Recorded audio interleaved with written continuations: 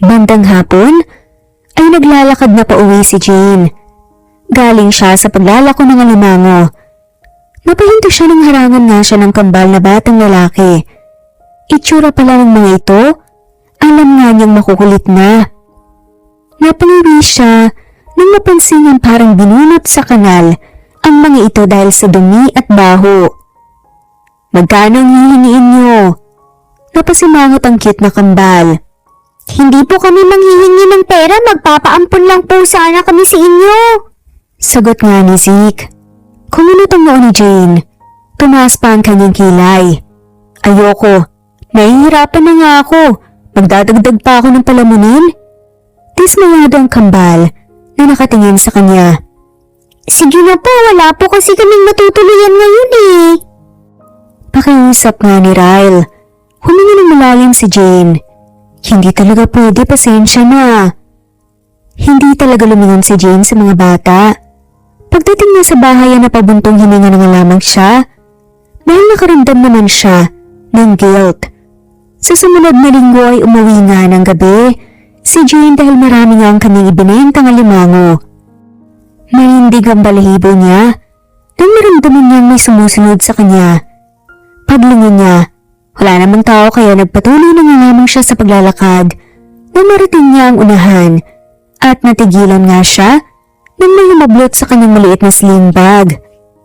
Nanlalaki na ang mga mata ni Jane. Nangilabas na ang kanyang pera. Nanakawin pa yata sa kanya ang pinaghirapan niya. Alis na nga yata ang dalawang lalaki, tangay ang kita niya sa pagbebenta ng alimango nang bigla na nga lamang natumba ang mga ito sabay ng tumulo ang dugo sa ulo. Ayan, ospital ang aabutin niyo ngayon. Ang laki ng katawan niyo, hindi kayo marunong magbanat ng buto. Sabi ni Ryle. Agad na dinampot nga ng batang kanyang sling bag sabay bigay sa kanya. Salamat ah. Napatitig si Jane sa kambal. Nakaniwi siya dahil wala pa rin bihis ang mga to. Natuyo na lang ang dumi noong nakaraan. Hindi pa talaga safe maglakad po ng gabi. Singit pa nga ni Zeke. Tumaas ang kilay ni Jane. Talaga? Pero bakit kayo nandito sa labas kung hindi safe? Nagkatinginan ng cute na kambal. Napadaan lang naman po kami. Pagdadahilan naman ni Ryle. Huminga ng malalim si Jane. Umuwi na kayo, alis na ako. Naglalakad na nga sana palayo si Jane, pero nahawakan ng batang kanyang kamay. Tinulungan ka po namin, baka pwedeng sundin mo po ang request namin. Sabi nga ni Ryle. Napakamot sa batok si Jane. O sige, tara na. Napilitan si Jane dahil tinulungan naman siya ng mga to. Dali-dali silang umalis. Sa lugar na yun bago pa nga magising ang dalawang lalaki. Napahinto si Jane sa harap ng nakabukas na tindahan ng mga damit. Nagdadalawang isip siya kung bibilhan niya ng magagamit ang kambal, kung hindi naman walang maisusuot ang mga to. Bakit pa tayo minto rito? Tanong nga ni Zeke. Humingi ng malalim si Jane habang hawak sa magkabilang kamay ang kambal. Maghahanap tayo ng murang damit sa inyo. Wala kayong susutin pagdating sa bahay eh. Nagkatinginan ng kambal. Talaga po, maraming salamat po ah. Sabi nga ni Zeke. Huwag kayong magpasalamat sa akin kung hindi niyo ako tinulungan kanina. Hindi ko kayo ampunin. Ang hirap pa naman ang buhay ngayon. Hindi na nga lamang umimik ang kambal. Maya-maya lang hinakay na nga niya sa loob ang mga to bago pa sila mapagsarhan. Naghanap ng murang mga damit si Jane dahil bibili pa nga siya ng bigas at ulam kinabukasan. Napahinga na nga lamang siya ng malalim nang maisip na sobrang hirap ng buhay at walang hanggang pagtitipid talaga ang kailangan.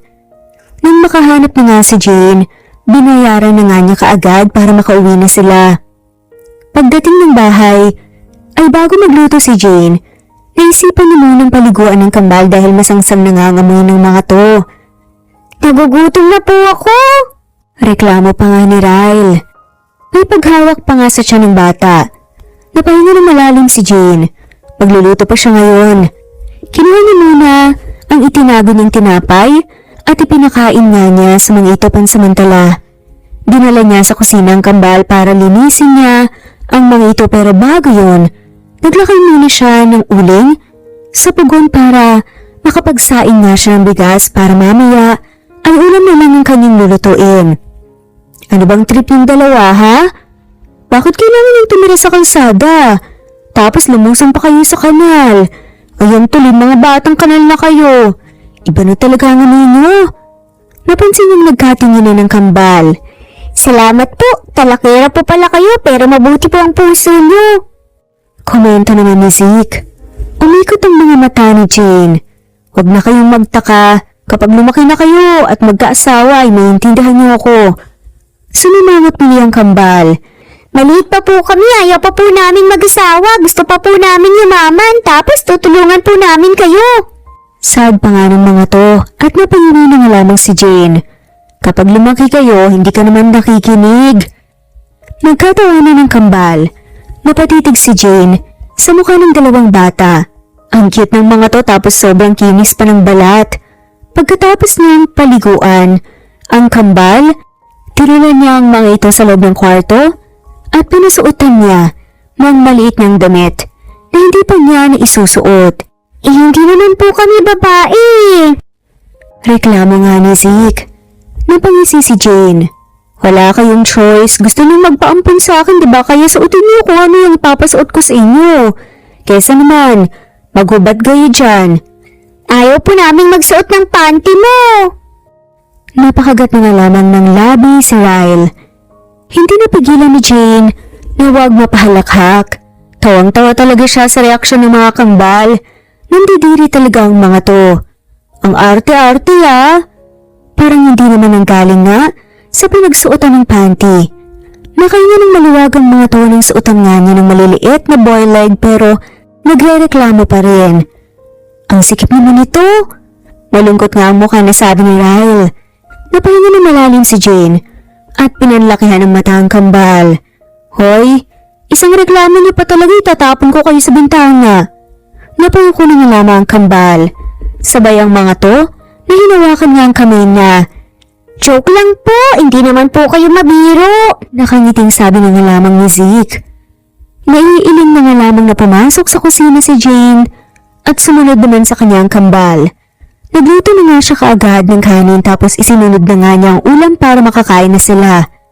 Oh, paupo na kayo dyan. Opo, siya nga po pala na pong itatawag po namin sa inyo. Tanong nga ni Ryle. Nalingin ni Jane ang kambal. Kahit ano, basta wag lang lola dahil ang bata ko pa para maging apo ko kayo. Napahagikgik nga ang kambal sa sinabi niya. Ang saya niyo pong kasama palagi. Komento pa nga ni Zeke. Umiwas si Jane. Huwag niyo nang pangarapin pa dahil mamamalubi ako kapag magtagal kayo rito. Natatawang sabi nga lamang niya at nakanguso lang naman ang kambal. Pero salamat po. Nakangiting sabi ni Ryle. Ngumiti rin si Jane. Alam ko kung bakit kayo tumira sa daan. Kasi suwail kayong mga anak. Naglayas kayo no? Hindi sumagot ang kambal. Yumuko na nga lamang ang mga to. Naiiling na nga lamang si Jane na tinignan ang kanyang niluluto. Sa kabilang banda, si Tristan na nagkaroon nga ng free time kaya naisipan niyang tawagan ang yaya ng kambal na nasa Pilipinas na ngayon. Pinauna lang niya ang mga anak dahil susunod lang naman siya sa mga ito. May tinatapos lang siyang trabaho rito. Kamusta na kayo dyan, Mary? Napakulutang na ni Tristan nang sobrang tahimik sa kabilang linya.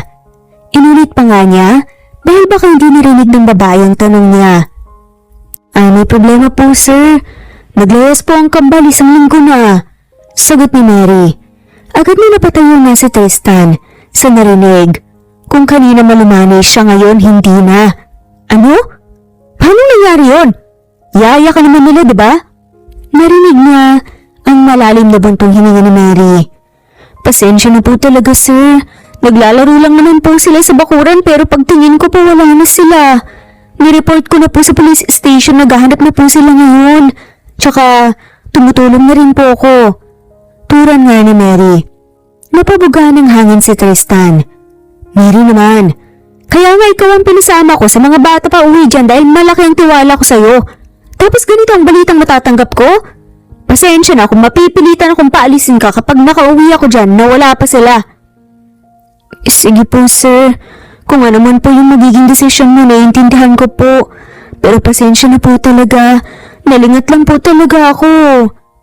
Naluluhang saad niya ni Mary. Mapabuntong hininga na lamang si Tristan. Naiko yung nangalamang niya ang kanyang kamao.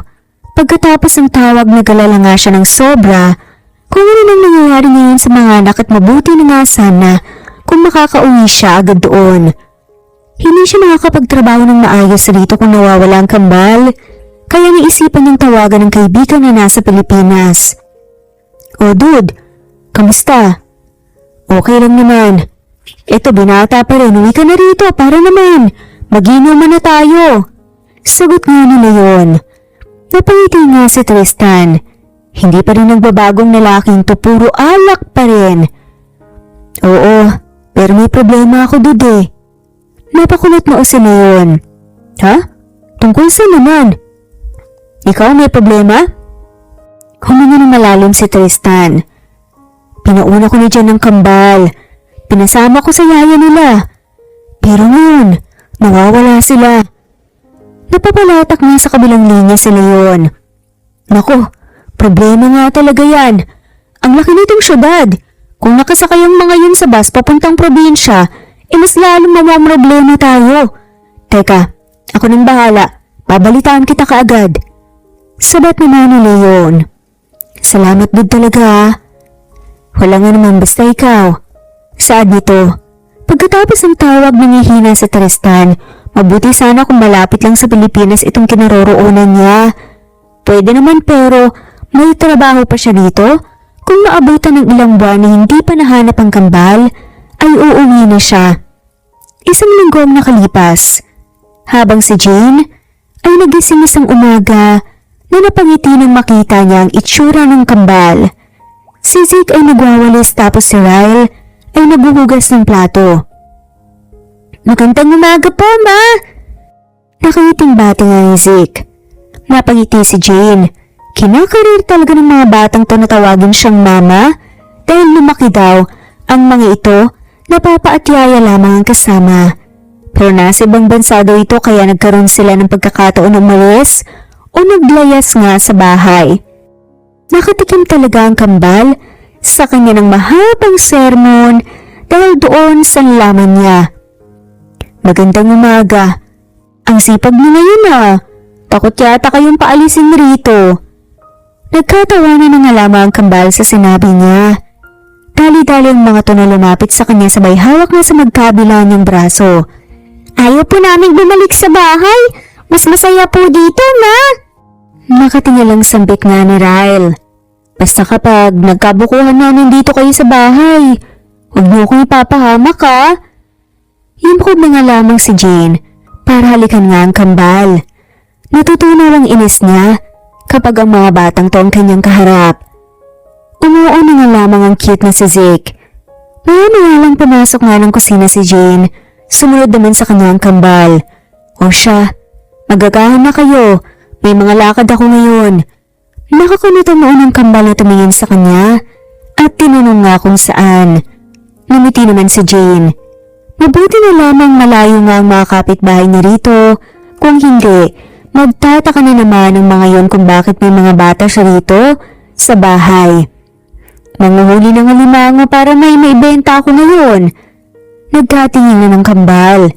"Sama na po kami sa iyo, gusto po naming tumulong po." Sabi pa nga ni Ryle. Nalukot nga ang mukha ni Jane. "Hindi na. Dito na lang kayo sa bahay at saka buhay na alimango ang kukunin ko, nangangagat yun." Lumapit sa kanyang kambal. Sabay hawak nga sa kamay niya. Hindi naman po kami tutulong sa panguhuli basta sasama po kami." Napahinga na nga lamang ng malalim si Jane dahil sa pamimilit ng kambal. "O siya, sige na nga." Tuwang-tuwa ang mga to sabay talon nga. Bago pa sila umalis, ay nagagahan muna sila tapos nagbaon ng kanin pati na nga lamang tubig, paniguradong mauuhaw sila roon. Makalipas ang ilang minuto, ay naglakad na nga sila papunta sa sirang fish pond. Akala ko sa palengke ka lang makakahanap ng alimango, Ma. Inosenteng tanong ni Zeke. Natawa na nga lamang si Jane. Doon sila ilalagay para ibenta pagkagaling sa dagat. Ang nonsense ng tanong mo, Kuya. Tumahimik ka na nga lang. Singit nga ni Ryle. Pinalakihan nga ng mata ni Zeke si Ryle. Mapailing na nga lamang kapatid. Pagdating nila sa fish pond, walang tubig kaya malaya nga siyang nakakahanap ngayon ng alimango. Dito lang kayo Ako nang lulusong sa loob ng fish pond. Tumango na nga lamang sila. Dahan-dahan lang na lumusong si Jane. Pajamang kanyang isinuot dahil panangganga sa matutulis ng kahoy. Busy siya sa pagsuksok sa mga butas para maghanap ng alimango nang biglang sumigaw si Zeke. Paglingon niya, ay nalunod na ito sa putik kaya dali-dali nga niya itong kinarga. Ano ba kasing ginagawa mo? Ang likot mo siguro. Napakagatlabi na nga lamang si Zeke. Plano po niyang sumunod sa'yo, Ma. Singit na nga lamang ni Ryle. Naiiling na nga lamang si Jane. Ang tigas naman ng ulo niyo. Wala pa kasing ulo na hindi po matigas, Ma. Sagot naman ni Zeke. Sinamahan niya ito ng tingin. Napayuko at nagsorry. Sumama na lang kayo sa akin. Nakakainis naman kayo Nagkatawanan ng kambal sa sinabi niya. Maya-maya lang, ay tatlo na nga silang palakad-lakad sa loob ng fish pond. Si Ryle ang nagdala ng balde. Siya naman ay maliit nga niyang karit na panghila nga ng alimango, tapos lambat na maliit para panghuli. Sigawan ng dalawang bata nang makahuli nga sila ng 3 piraso. Kakain po ako niyan, Ma. Uy, ibebenta yan. Sagutan pa nga nila. Oo naman, magluluto ako mamaya para sa inyo kaya bilisan na natin para makauwi na tayong maaga. Sabi nga lamang ni Jane habang umiiling. Tumango na nga lamang din sila. Makalipas ang ilang oras ay nagpapahinga na nga sila ngayon sa lilim ng malaking kahoy habang hinuhugasan niya ang mga kuha nilang alimango. Sinuwerte nga yata siya ngayon dahil puno ng balde na dala nila. Nang makapagpahinga na nga sila, ay dahan na nga silang naglakad pa uwi. Dumito lang muna kayo Ibebenta ko lang itong mga alimango natin. Pinaliguan muna niya ang kambal bago siya umalis dahil abot hanggang ulo ang putik. Sumunod naman sila. Maya-maya lang ay umalis na nga ng bahay si Jane para ibenta ang kanilang huling alimango. Isang buwan nang nakalipas ay nasa bahay pa rin niya ang kambal. Natutuwa nga siya dahil may kasakasama na nga siya sa buhay. Ang dating boring niyang buhay, tila nagkaroon ng kulay. Hindi naman niya nariringgan ng pagrereklamo sa simpleng pamumuhay niyang mga to. Kontento naman sila. Hanggang ngayon hindi niya alam kung sinong pamilya ng mga bata. Kung may maghahanap ay isa sa uli naman niya. Kinagabihan ay nagpapahinga na nga sa loob ng kwarto si Jane. Pumasok ang kambal at tumabi nga sa kanya sa paghiga. Yumakap sa kanya ng sobrang higpit na may kasamang halik sa labi hanggang napangiti si Jane. Mas mahihirapan akong paalisin kayo kung magiging ganyan kayo kasweet sa akin. Malungkot nga na nakatingin sa kanyang dalawang bata. Di sasama ka na lang po namin sa pag-alis, Ma. Sagot nga ni Ryle. Ngumiti si Jane. Syempre hindi pwede, dito lang ako. Napilitan nga ng ngumiti ang kambal sa sinabi niya. Ilang taon na po pala kayo, Ma? Tanong nga ni Zeke. Huminga na malalim si Jane. 36 na. Ang tanda mo na po pala, bakit hindi ka pa nag-asawa? Singit nga ni Ryle. Ngumiti na mapait si Jane nang maalala ang masakit na nakaraan. Nasaktan kasi ako doon sa karelasyon ko dati. Bigla kasi niya akong iniwan na walang paalam. Kahit okay naman ang relasyon namin dalawa. Kaya magmula noon, hindi na ako sumubok ulit na makipagrelasyon. Kaya pala, tumangutan mo naman si Jane. Huwag po kayong mapagod magmahal kasi hindi naman po lahat ng tao nananakit po tsaka nangiiwan. Parang matandang sambit ni Ryle. Kinuli niya ang buhok ng bata. Ganon? Paano mo nalaman? Ang bata mo pa nga, hindi mo naman pwedeng sabihin na based on experience. Nagkatawanan ng kambal sa sinabi niya. Maya-maya lang kinantahan na nga siya ng mga to dahilan para makatulog siya. Sa sumunod nga na linggo ay paglapat pa lang ng paa ni Jane sa loob ng bahay, ay hinila nga siya ng kambal sa loob ng kwarto. Magbihis ka po, ma, may pupuntahan po tayo. Nakangiting sabi ni Zeke. Nakakunot ang noo ni Jane na nakatingin niya sa mga to. Teka lang muna, saan ba kasi yan? Kararating ko pa nga lang eh. Magpapahinga pa sana ako. Napangusong kambal na naupo nga sa katre. Kagalo lang po tayo. Huminga ng malalim si Jane. Naisip niya na hindi pa pala sila nagkaroon ng pagkakataon na gumala dahil kung lalabas sila ay magbebenta lang ng alimango. O teka nga, magpapahinga lang muna ako saglit tapos aalis tayo kaagad. Tuwang-tuwa ang mga kambal sa sinabi niya. Makalipas ang ilang minuto ay naligo na nga si Jane. Ayaw niya sanang umalis dahil ang sakit na nga ng kanyang mga binti. Pero malulungkot din siya kapag tinatanggihan nga ang mga bata. Wala ka bang bestida mo? Something formal sana. Tanong nga ni Ryle. Napangiwi si Jane. Pinanlakihan nga niya ng mata si Ryle. Tumawa na nga lamang ito ng malakas. Akala ko ba gagala lang tayo? Bakit kailangan ko pang magsuot ng bestida? Nagkatinginan ng kambal. Napakamot pa nga sa batok ang mga to. Sige na po ma, mas lalo po tayong matatagalan nito. Reklamo pa nga ni Zeke. Walang nagawa si Jane kundi ilabas nga ang itinago niyang bestida. Iba na ang amoy sa sobrang katagalan. Outdated na yata ang estilo nito. Napansin niyang nagtakip nga ng ilong ang kambal. Dahil siguro alikabok na napagpag niya. Lumabas na muna kayong dalawa. Nagbibihis ako. Blouse at pantalon na lang po yung suot mo, ma. Nalilipasan na ng panahon yung bestida mo eh. Para ka matanda. Sabi pa nga ni Ryle. May iling ang kambal na lumabas ng kwarto. Siya naman ay tawang-tawa sa reaksyon ng dalawa. Makalipas ang isang oras, ay nasa syudad na nga sila. Pagkatapos nga nilang gumala napansin ni Jane na sumakay na nga sila ng taxi at huminto sa isang malaking bahay. Pumasok tayo sa loob, ma. May pakikilala po kami sa'yo. Saad ni Zeke. Napakunot naman ang noo ni Jane. Ha? Sino? Nagkatinginan ng kambal. Malalaman mo rin po mamaya.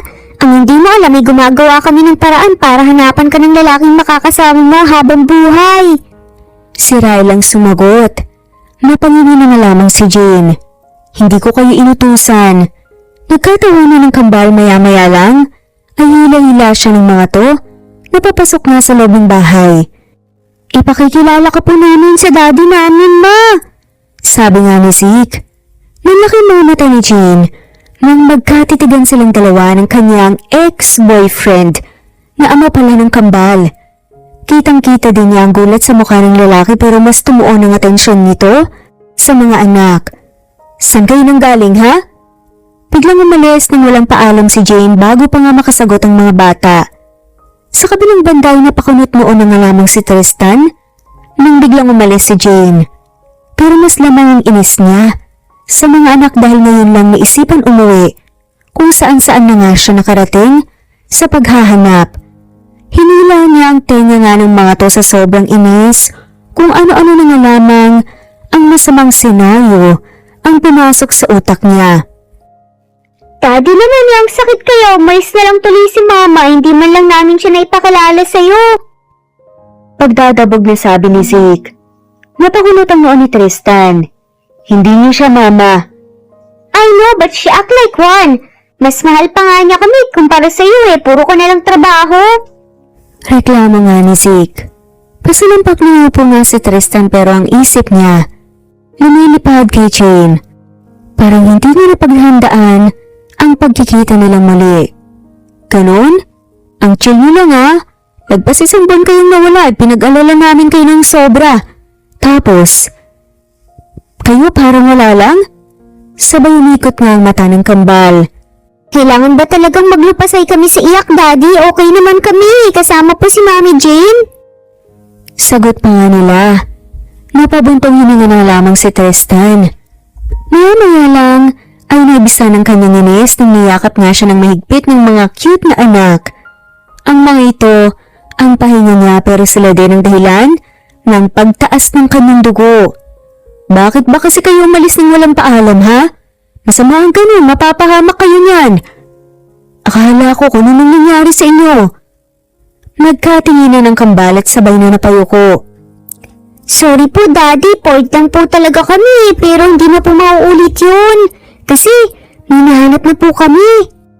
Sabi pa nga ni Zeke, talagang hindi na mauulit. Hindi pa nga natapos ang trabaho ko doon dahil umuwi na agad ako dito dahil sa inyo. Kayo talaga ang tigas ng ulo nyo. Napatitig sa kanyang mga anak. Daddy, mag-asawa ka na po kasi ulit para naman may kapatid na kami tsaka may kalaro. Hindi yung tayo-tayo lang yung nandito tapos alis ka pa. Napakagatlabi na nga lamang si Tristan. Paano pa nga siya makakapag-asawa kung naging busy na nga siya sa trabaho dati? Siguro naman dito ay magkakaroon na nga siya ng chance na makipag-date. So gusto niya na magkaroon ng kapatid. Hindi ba kayo magsiselos niyan? Nagkatawanan ng kambal sabay sabing hindi. Tumungo naman si Tristan. Sa sumunod nga na araw, binabantayan ni Tristan ang mga anak dahil baka aalis na naman ulit ang mga to. Wala siyang napapansin kasi tahimik ang kwarto ng dalawa. Napakunot ang kanyang noo nang kumutok nga sa labas ng pinto. Nagtaka siya nang pagbukas niya nakabihis ang mga to na parang may lakad. Oh, saan kayo pupunta? Napakagatlabi nga ang kambal. Samahan mo po kami Daddy, dadalawin po namin si Mama Jane. Naihanda na po ni ate ang pasalubong para sa kanya. Nakangiting sagot ni Zeke. Napahinga ng malalim si Tristan. Ayaw niya munang makaharap si Jane dahil alam naman niyang galit ito sa kanya. Sa pangiiwan nga niya rito noon. Hindi niya intensyon pero mas importante kasi ang pangarap niya dati. Siyempre, mga bata pa sila. Sakay ba din ang maturity niya noong mga panahon yun? Hindi pa matatag, naglalaban pa ang mga desisyon niya, kaya hindi maayos ang utak niya. Kayo na lang, ihatid ko na lang kayo doon. Kumunot ang noon ng kambal. Daddy naman huwag kang torpe, mali mo si Mama Jane na po ang destiny mo. Hindi ka na mahihirapan dahil close na kami kaagad, gusto namin siyang maging mommy. Sabi pa nga ni Ryle. Napalunok na nga lamang si Tristan. Kung alam lang ng mga anak niya ang nakaraan nila ni Jane at ang ginawa niya rito, maiinis ang mga to sa kanya, panigurado. Maya-maya lang, hinila na nga siya ng kambal pababa ng hagdan.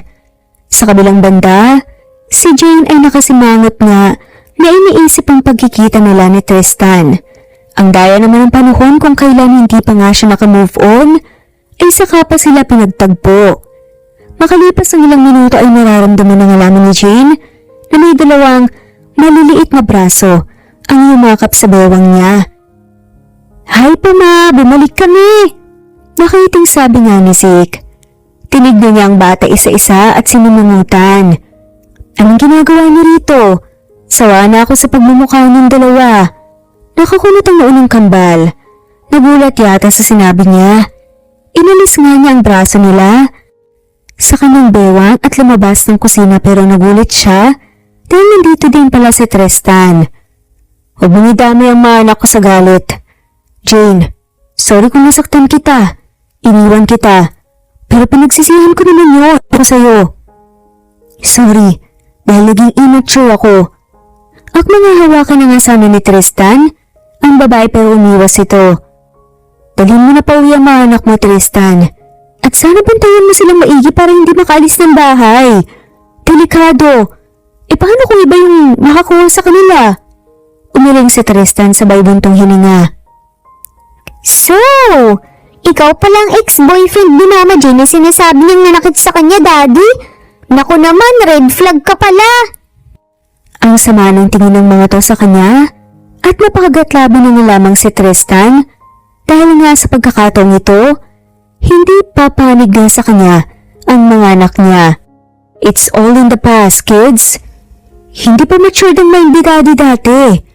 Yung Mama Jane mo lang naman talagang hindi makamove on eh. Baka mahal pa ako niyan. Feeling pa nga na saan nito. Sa pula ang mukha nga ni Tristan, sa binato nga niyang una ng ilang buwan nang walang laba. Napasimangot ito sa ginawa niya pero ngumisilang kalaunan. Totoo kasi kaya ganun nga ang nagiging reaksyon niya. Siguro kung hindi na nga niya mahal, ay nakalimutan na nga niya ang ginawa nito at nakapagpatawad na din siya. Ayaw niyong umalis Ako na lang ang alis. Sad niya ni Jane. Dali-daling lumabas ng bahay si Jane at naglakad na nga palayo. Dinig ng dinig pa nga niya ang tawag ng mga to pero hindi na nga siya lumingin pa. Samantalang si Tristan ay naiiling na nga lamang na sinundan nga ng tingin ang papalayong si Jane. Ikaw naman kasi daddy, iniinis mo palalo. Paano pa mananatili kung iniwan mo na nga siya si Eric? Tinapik-tapik ng kambal ang balikat niya sabay labas ng bahay. Try harder daddy, malay mo. Pahabol pa nga ni Zeke. Napangiwi na nga lamang si Tristan. Kinagabihan na nakipagkita nga si Tristan sa kaibigan niyang si Leon. Nauna itong dumating sa bar kung saan sila magkikita at siyang nahuli. Hanggang ngayon ba naman mauuli ka rin ng dating? Walang pinagbago ang hina mong kumilos. Kumento nga ni Leon. Natawa ng malakas si Tristan. Sabay yakap ng sa kaibigan. Oo nga pero hanggang ngayon wala ka pa rin mga anak. Napaubo na nga lamang si Leon. Nasamid siya sa sinabi niya. Wala pa sa plano dude, hindi pa kasi dumating yung tamang babae para sa akin Sagot naman ni Leon. Sa bagay. Maya-maya lang naupo na nga rin si Tristan. Sabay tingin sa buong bar. Ang daming tao. Ang saya-saya ng mga ito na parang walang dinadalang problema. Ang ganitong lugar ay escape talaga sa kanya-kanyang pinagdadaanan at ang iba naman ay para sa gustong mag-enjoy at uminom. Kamusta na nga pala ang kambal? Naharap mo na ba? Tanong nga ni Leon. Tinanggal ni Tristan ang laman ng baso na malapit nga sa kanya nang maisip nga niya si Jane. Magmula nang magkita sila ulit, ay palagi na nga niya itong naalala. Nakauwi na. Biglaan na lang kasama ang ex-girlfriend ko, siya yata ang nakakita sa kambal at kinupkup niya pansamantala. Napakunot ang noo ni Leon. Napangiti si Tristan. Naalala tuloy niya kung gaano katamis ang pagmamahala nila dati at siya lang talaga ang may problema. Oo, siya nga. Pero hindi kami nakapag-usap ng maayos kasi hindi ko naman malapitan. Galit pa din sa akin. Napahalakhak si Leon. Siyempre wala namang matutuwa sa ginawa mo Kahit ikaw for sure magagalit din kapag gawin yun sa'yo. Sabi naman ni Leon. Humingi ng malalim si Tristan. Humingi na nga ako ng tawad pero ayaw tanggapin. Numisi si Leon. Dalawang rason lang yan kung bakit kayo pinagtagpo ulit. Either para sa closure o magkabalikan kayo. Sambit ni Leon at napakagatlabi na nga lamang si Tristan.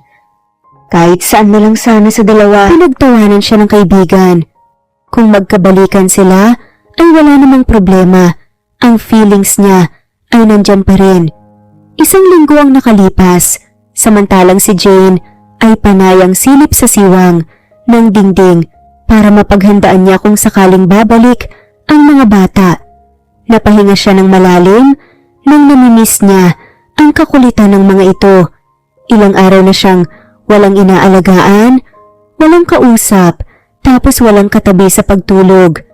Sa sumunod na linggo, ay kahit anong iwas niya, ay bumabalik pa rin sa kanya ang kambal kasama ang daddy ng mga ito.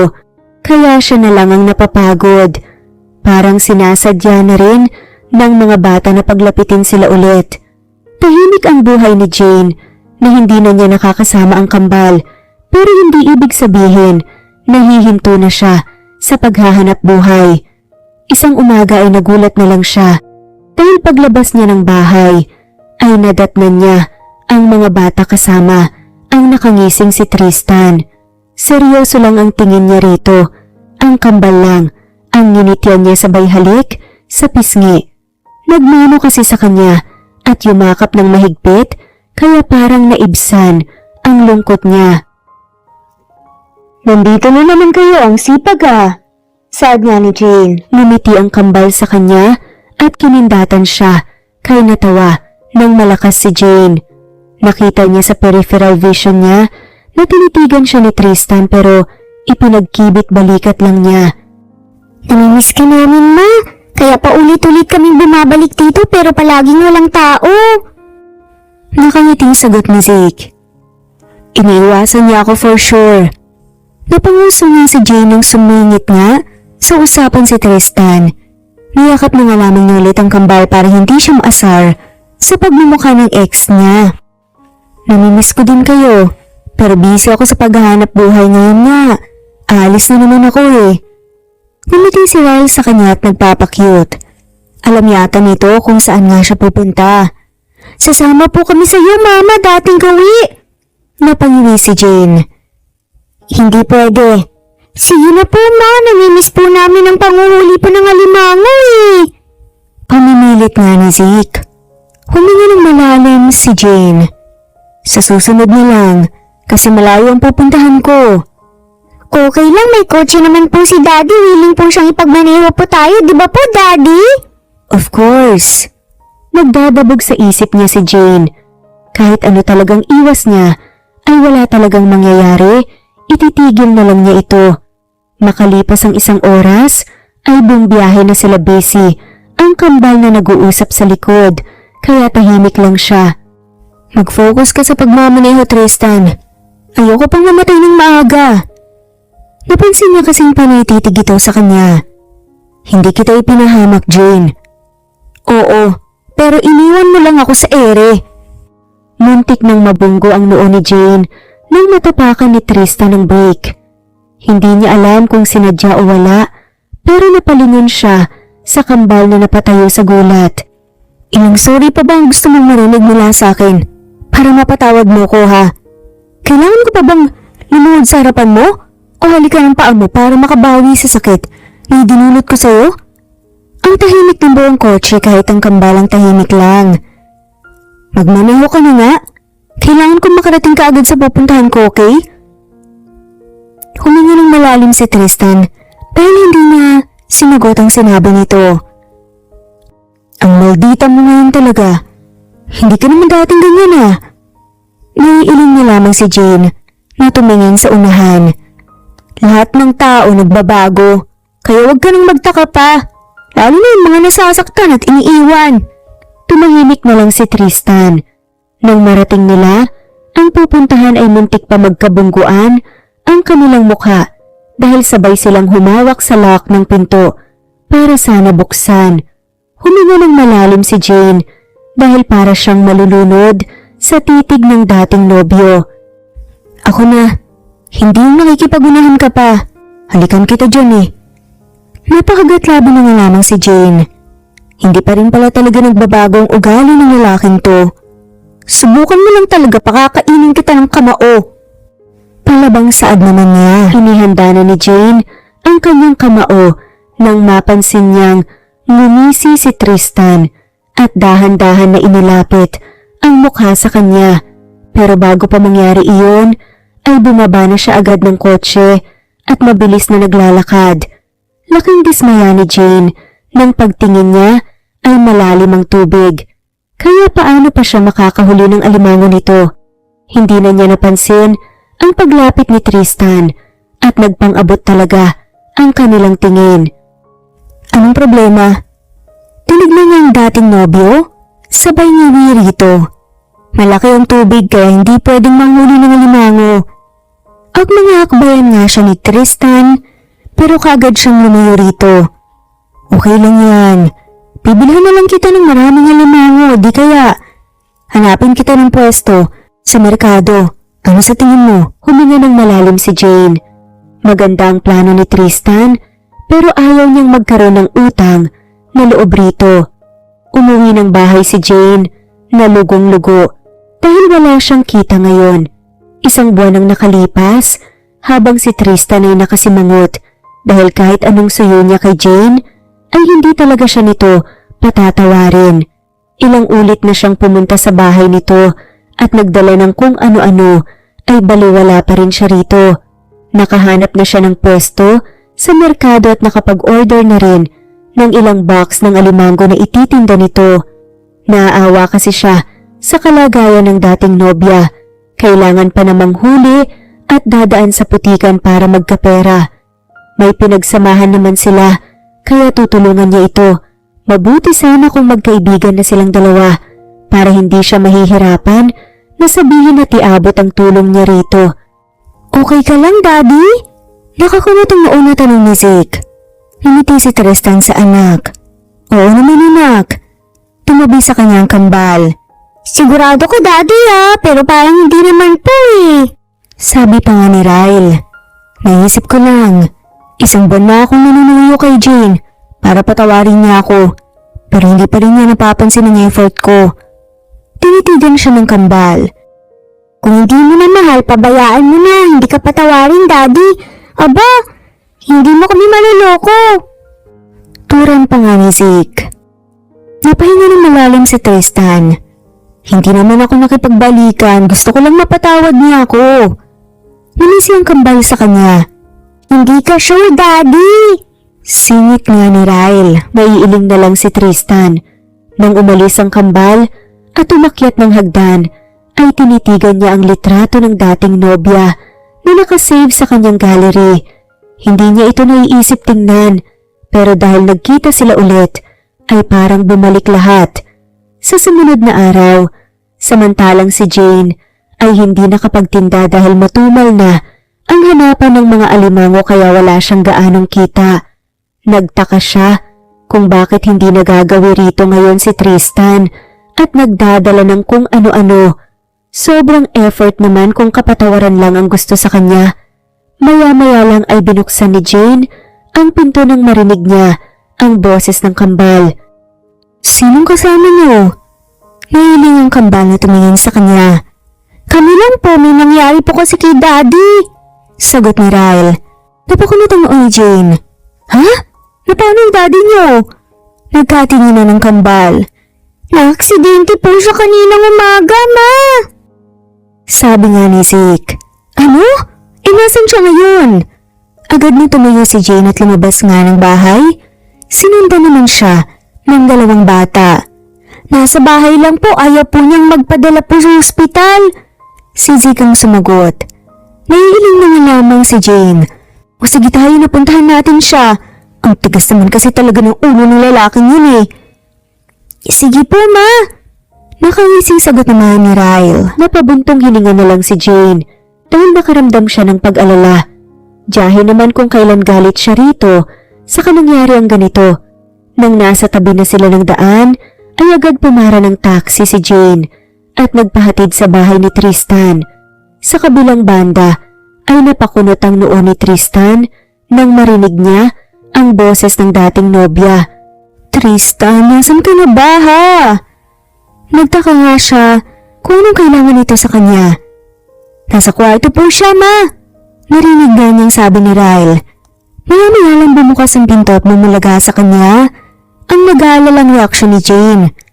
Napanganga si Tristan nang bigla nga siya nitong yakapin ng mahigpit. Okay ka lang ba? Nag-aalalang tanong niya. At hindi na nga naitago pa. Ha? Takang sagot naman ni Tristan. Lumitaw sa pinto ang kambal at kinindatan siya sabay ngiti ng matamis. Sabi kasi ng mga bata na aksidente ka raw kaninang umaga at ayaw mong magpadala sa ospital. Napakagatlabi na lamang si Tristan. Dahil hindi maganda ang idinahila ng mga to at agad tumakbo ang kambal ng tapunan niya ng masamang tingin. Pinaglololoko ka lang ng mga bata. Pero ramdam ko yung pag-aalala mo ha. Kinikilig tuloy ako. Napasimangot na tumayo nga si Jane para pinigilan nga niya ito. Bitawan mo nga ako. Kukulitin ko lang sila sa singit. Napahalakak na nga lamang si Tristan. Naitikom nga niya ang kanyang bibig nang magkatinginan sila ni Jane. I'm sorry kung nasaktan man kita dati. Umaasa ko na sana mapatawad mo ko. Ninitian siya ni Jane. Okay na. Kalimutan na nga natin yun ang kukulit mo eh. Nakahinga ng maluwag si Tristan. Salamat. You're welcome. Maya-maya lang itumayo na nga si Jane. Kaya agad niya itong pinigilan sa kamay. Saan ka pupunta? Tinignan siya ni Jane. uuwi na sa bahay. Huminga ng malalim si Tristan. Ayaw pa nga nang umuwi si Jane, gusto nga niyang dumito pa muna sa bahay niya. Wag na muna, bukas na lang. Pangalo nga nito. Natigilan si Jane para ngumiti kalaunan. Sige na nga. Masayang-masaya naman si Tristan sa pagpayag ng dating nobya. Bandang gabi, habang si Jane ay nakatunganga lang sa loob ng guest room, tapos na nga siyang maligo at magbihis dahil pinahiram siya ni Tristan ng damit. Tulog ka na ba, ma? Galit ka po ba sa amin? Kumatok lamang ang kambal ng 2 beses. Napapailing na nga lamang si Jane ang maisip na naisahan siya ng mga ito kanina. Hindi naman. Papasok na po kami Bumukas kagad ang pinto at pumasok ang kambal. Nagpapakitang mga to para hindi siguro siya mainis. Kaya paglapit nga sa kanya, agad niyang kinurot ang pisngi ng mga to. Hindi magandang biro yung ganun kanina Dapat, ipagdasal pa nga natin yung kaligtasan ng bawat isa Napayo ko ang 2 bata. Sorry po, ma. Hindi na po mauulit. Gusto lang naman po namin tulungan si daddy na mapatawad mo Sagot nga ni Zeke. Huminga ng malalim si Jane. Sabay yakap sa kambal. Inayos niya ang damit pantulog ng mga to kasi hindi maayos ang pagkakabutones. Matulog na kayo. Hindi maganda na late matulog. Ninitaan niya ang kambal. Tabi na lang po kami rito, ma. Namimiss ka po namin. Ganon? Sige na nga. Agad na tumalo ng kambal. Saka maumalog tuloy. Mabuti na lang hindi nasira. Nahiga na rin si Jane pagkatapos at nag-iisip kung ano ang pwede niyang gawin para bumalik ang sagana ng bentahan ng alimango. Wala na siyang ibang alam kung saan pwedeng manghuli. Binalikan niya ang dati niyang pwesto pero wala nang laman ng mga butas. Maya-maya lang ay tumahimik na ang 2 bata. Naririnig na lang niya na humihilik na ang mga ito. Nayakap-yakap siya kasi napagitnaan siya ng kambal. Kaya ipinikit na rin niya ang mata para makatulog na siya. Pero bago pa antukin si Jane ay napakunot ang kanyang noo nang mapansin niyang iba na ang bigat ng braso sa baywang niya. Tapos ang amoy ay hindi na baby powder. Kaya tiningnan niya at nanlalaki ang mga mata niya dahil si Tristan na pala ang kanyang katabi. Inalis niya ang braso ng lalaki pero ang bigat, niyakap pa siya nito ng mahigpit. Kung itutulak niya ito ay mahuhulog si Rel na nasa tabi nito. Inilipot pala ni Tristan ng bata. Huwag kang malikot, my love. Baka magising yung mga bata. Tinusok niya ng mahina ang mga mata nito para bumuka. Sinamaan siya ng tingin at pinanlakihan ng mata na may kasama pang inis. Paano ka nakapasok Feel na feel mo pa talaga ang pagyakap sa akin. Siguro may balak ka talagang kapangin ako. Natawa na nga lamang si Tristan. Tumaas ang kilay ni Jane dahil malapit pa talaga sa kanyang tenga ang bunganga nito. Hindi naman. Kung may plano pa ako ginawa ko na sana dati pa. May karapatan ako dahil magkarelasyon tayo pero hindi ko ginawa dahil malaking respeto ko sa'yo. Natanong ni si Jane. Wala ngang nangyari. Kung meron man, ay may anak na nga sana sila na naghiwalay. Doon ka na nga matulog sa kwarto mo, Tristan. Umiling si Tristan. Dito na lang ako, please. Namimiss kitang kayakap Huminga ng malalim si Jane. Hindi kakalma ang sarili niya kung nandito ang lalaking to. Wala siyang maayos na tulog kapag nagkataon.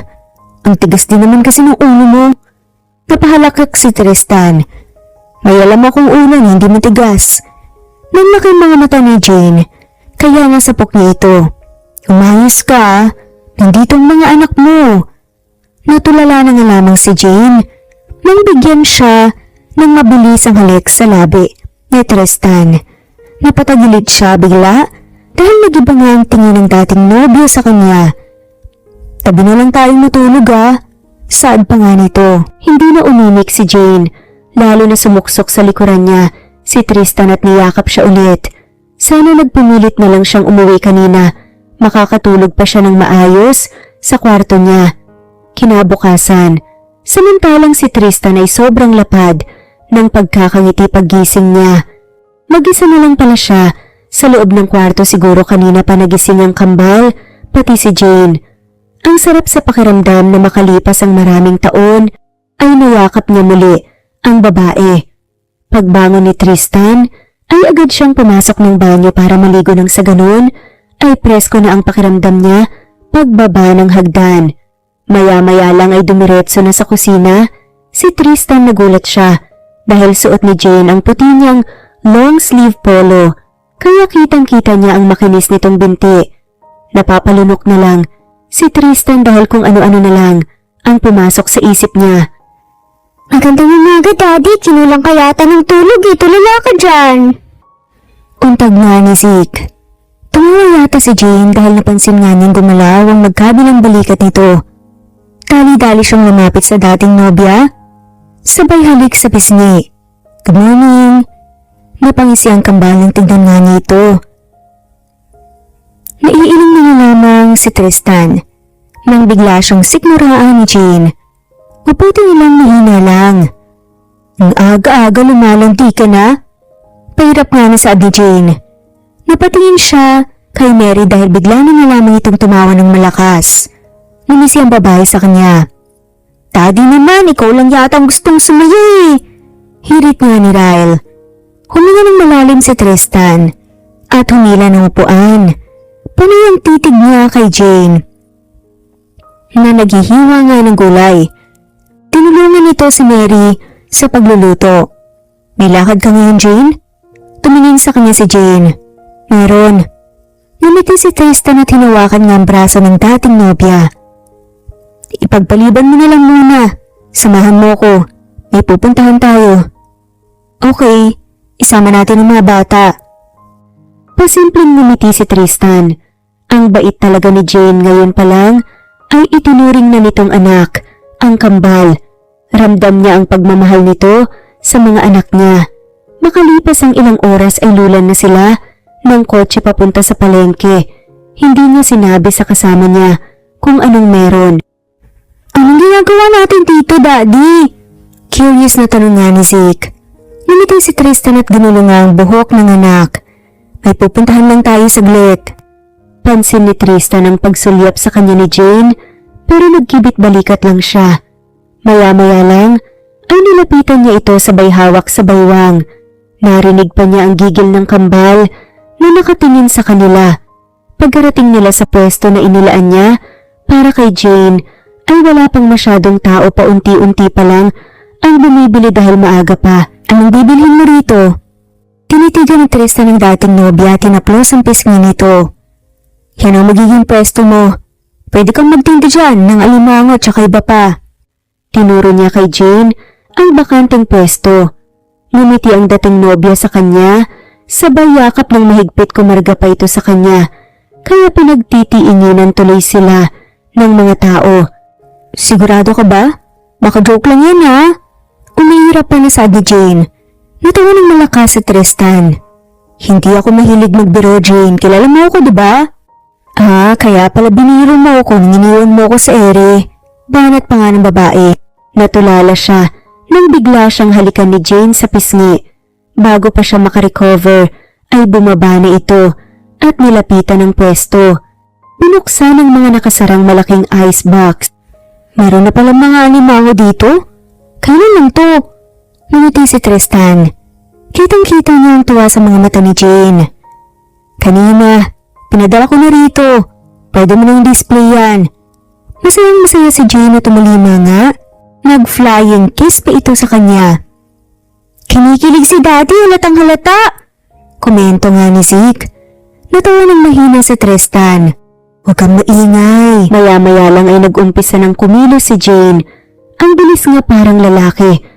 Nakapag-display na agad ito, napansin niya ang pagniningning ng mga mata na nakatingin sa naglalakihang alimango. Small, medium at large ang binili niya para may pagpipilian ng mga customer. Iba talagang nagagawa ng pag-ibig. Ngayon nga sabi nga ni Ryle. Napangisi si Tristan pero kalaunan nang sumimangot nga siya. Ikaw talaga, Ang bata mo pa pero kung ano-ano yung sinasabi mo dyan. Lumuso lang sa kanya si Ril. Napahinga ng malalim si Tristan na nakatingin sa dating nobya. Gandang-ganda talaga siya rito. Makalipas ang ilang minuto ay lumapit na ang kambal kay Jane para tumulong. Ako na lang. Baka malis ang tali, makagat pa kayo. Lumayo na ang kambal at ngumiti sa kanya. Okay po ma, sagot naman ni Zeke. Nang mag-alas 8 na nga ay plano na nga ni Tristan na umalis dahil may pupuntahan pa nga siyang urgent matters. Alis na ako Jane, ikaw na bahala sa mga bata ah. Ngumiti si Jane. Sige, ingat ka. Lumapit si Tristan kay Jane para humalik sa pisngi nito, pati na rin sa kambal. Sa kabilang banda, si Jane naman ay punong-puno ng tuwa ang kanyang puso. Hindi siya makapaniwala na tutulungan siya ng dating nobyo hindi biro ang puhunan nitong mga alimango na binili nito para sa kanya. Nag-uumpisa ng lumapit ang mga customer para bumili, inaasikaso niya muna bago niya ipagpatuloy ang pag-display. Hindi alam ni Jane kung saan kumuha ng mga alimango si Tristan, gayong buhay lahat ang nandito. Masaya ka naman po ba, ma? Nakangiting tanong ni Ryle. Hinalikan nga ng pisngi ng kambal. Oo, kaya salamat sa inyo. Ngumiti ang dalawang bata. Malakas ka kay daddy, gaya ganun. Sagot naman ni Zeke. Natigil ang usapan nila nang may mga customer nga na dumating. Maya-maya lang nga napansin ni Jane na may isang gwapong lalaking lumapit. Ninong Leon? Ikaw ba yan? Masayang ang tagno ni Ryle. Natawa ang lalaki. Hindi niyo pala talaga ako nakalimutan. Sabi nga ni Leon. Agad na lumapit ang kambal sa lalaki, nagmano at yumakap. Opo, hindi ka namin nakalimutan. Bakit hindi ka bumisita sa bahay? Tanong pa nga ni Zeke. Umiti ang lalaki sa kanya kaya ninitian nga din niya ito. Hindi niya kilala itong si Leon, hindi niya ito nakadaupang palad dati. Nagplano akong pumunta kapag hindi ako busy. Sagot nga ni Leon. Nagpatuloy sa pagtitinda si Jane dahil marami pang ang bumibili. Si Mama Jane nga po pala yung ex-girlfriend po ni Daddy. Pakilala nga ni Ryle. Napagad-labi na nga lamang si Jane. Ngumiti si Leon at titig na titig nga sa kanya. Ikaw pala si Jane? Nice meeting you. Sabi ni Leon. Tumangutango si Jane. Ganun din sa'yo. Siya nga pala, punta ka sa bahay ni Tristan, magluluto ako ng limango. Doon ka nakatira sa kanya? Nakakulot na nga na tanong ni Leon. Napakagatlabi na nga lamang si Jane. Oo, pero pansamantala lang, ngumisi si Leon. Bandang hapon, samantalang si Tristan ay napakunot ang noo, nang pagdating niya ay nakita niyang may kotse sa labas ng gate. Sino kaya ang nandito? Nagpatuloy siya sa pagpasok. Walang tao sa living room, kaya dumiretso siya sa kusina. Nagpangabot ang kanyang kilay at kinain ng matinding selos ang sistema niya nang makita niyang magkadikit si Jane at Leon na naggagayat ng sangkap. Huminga ng malalim si Tristan para pakalmahin ang sarili. Napailing siya nang maisip na pinagseselosan niya ang kanyang matalik na kaibigan. Tumikim siya para kunin ang atensyon ng lahat. Agad na tumingin sa kanya ang mga ito. Nandito ka pala, dude. Nagkita kami kanina ni Jane. Sa palengke kasama ang kambal. Kaya yun, inaya niya akong pumunta dito dahil magluluto daw siya ng alimango. Nakangiting pagkukwento nga ni Leon, sumimangot si Tristan. Kung hindi inaya ni Jane, ay hindi pa siya magawang puntahan. Hindi siya ngumiti, kahit pa lumapit sa kanya si Leon at bumeso, pansin niya na napakunot ang noo ni Jane na tumingin sa kanya. Saan naman ni Tristan? Ganun? Kung hindi ka inaya ni Jane, hindi ka pupunta? Anong klase kang kaibigan? Napahalakak na nga lamang si Leon. Kilala siya nito kung kailan magsiselos o hindi, kaya tawanan na nga lamang sila. Busy ako. Nagkataon naman hindi na. Nag-aaya tong si Jane. Mas lalong tumaas ang inis niya nang magkatinginan ng dalawa at sabay nagkangitian. Parang may pinag-usapan na nga sila na sila lang ang nagkakaintindihan. Okay ka lang, Daddy? Bad mood ka po yata. Saan ka ba galing?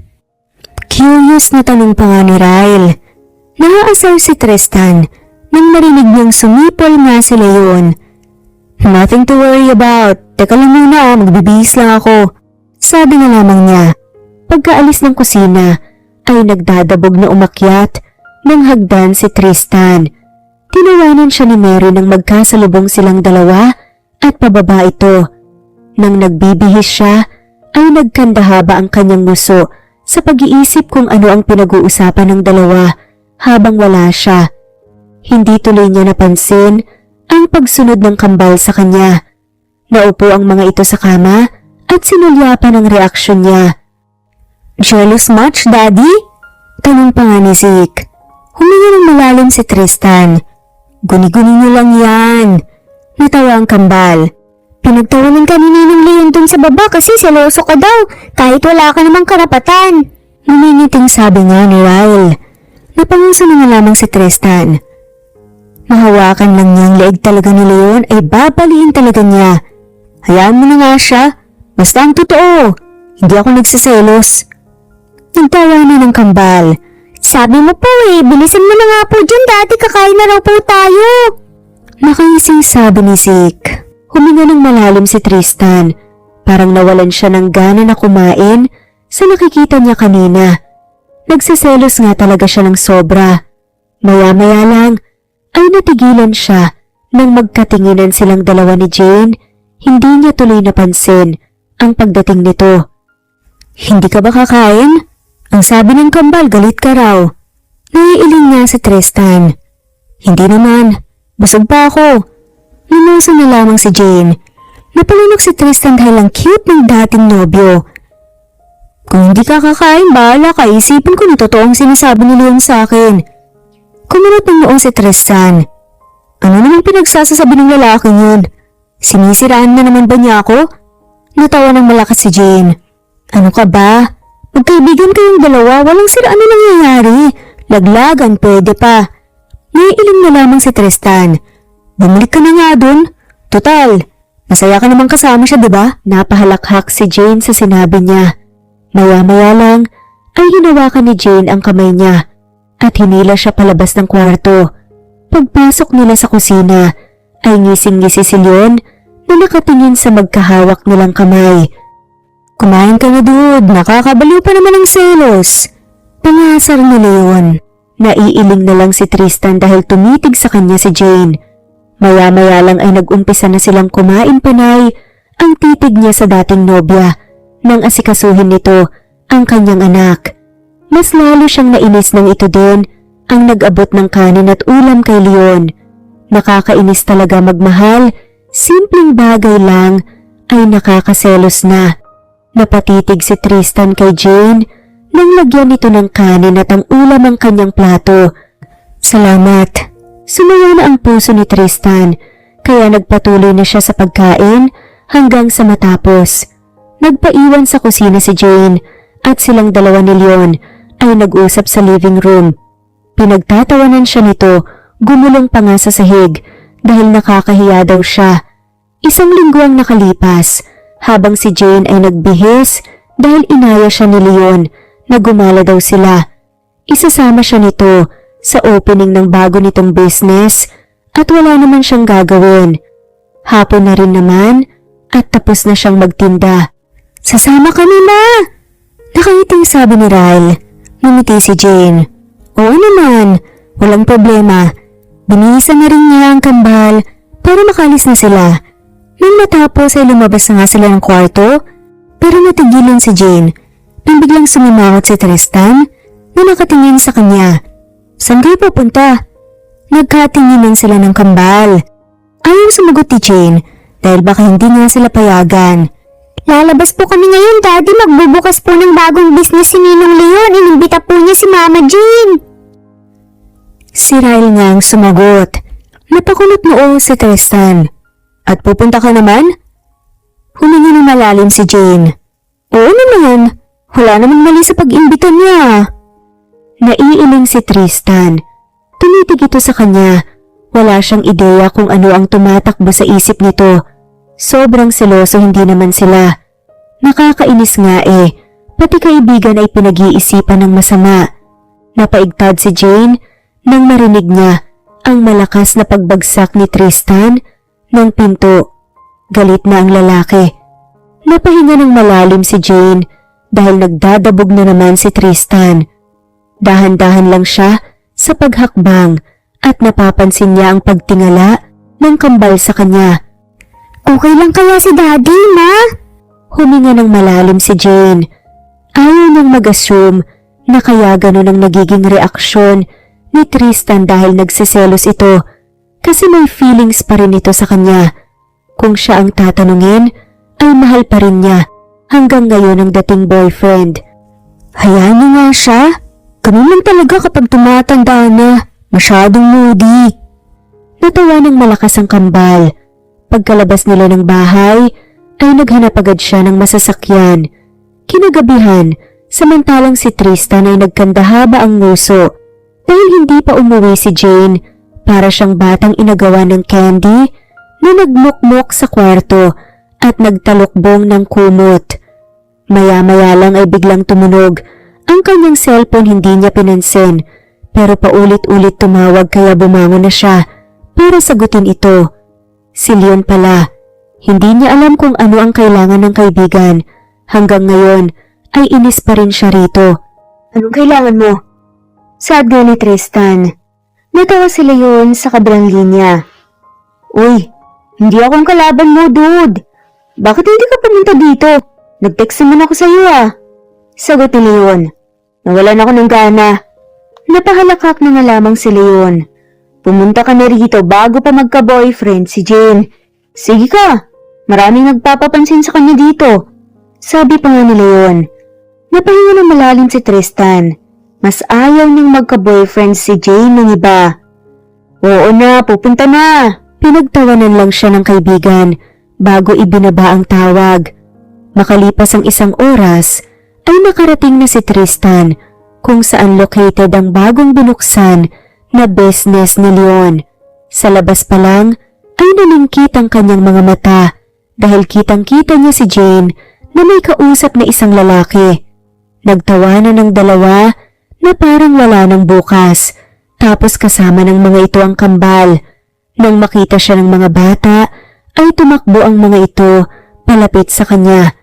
Lumapit siya kay Jane sabay halik sa pisngi nito at yumakap pa siya kaya kitang-kita niya na nakasimangot ang lalaking